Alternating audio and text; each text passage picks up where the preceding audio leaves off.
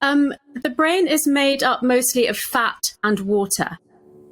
It's 100 billion neurons, so it's a very, very complex organism.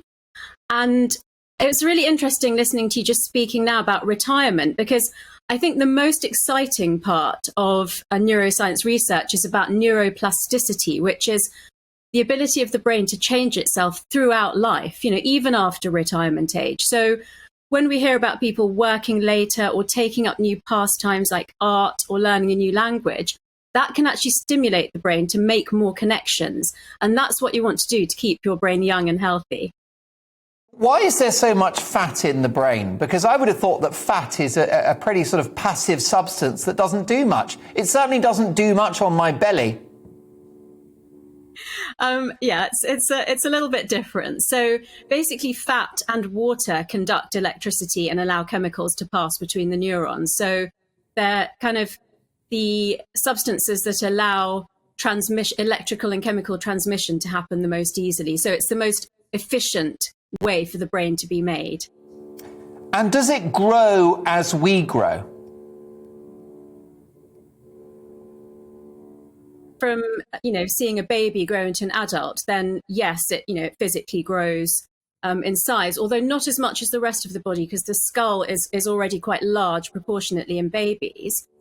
And also, if you think about how much a baby learns in the first 2 years of its life, so it goes from being completely helpless, having to be fed and washed, to being able to walk, talk, control its own bladder and bowels. So there's an incredible amount of growth of neurons, new neurons in babies and children, and connection of neurons, and myelination, which is a fatty substance that increases the efficiency of certain pathways. So you want some fast pathways and some slow pathways. So for example, you want your reflex to snatch your hand out of a fire to be really fast, but you want your pain pathways to be slower so that you can move away from a predator. And then during the teens, we actually have some pruning of the brain to make it more sophisticated. So there's lots of things that we don't need actually to be able to do anymore. So it's better to be really good at some things like socialization and emotional intelligence, and maybe not use parts of the brain that were assigned to languages that you don't use anymore.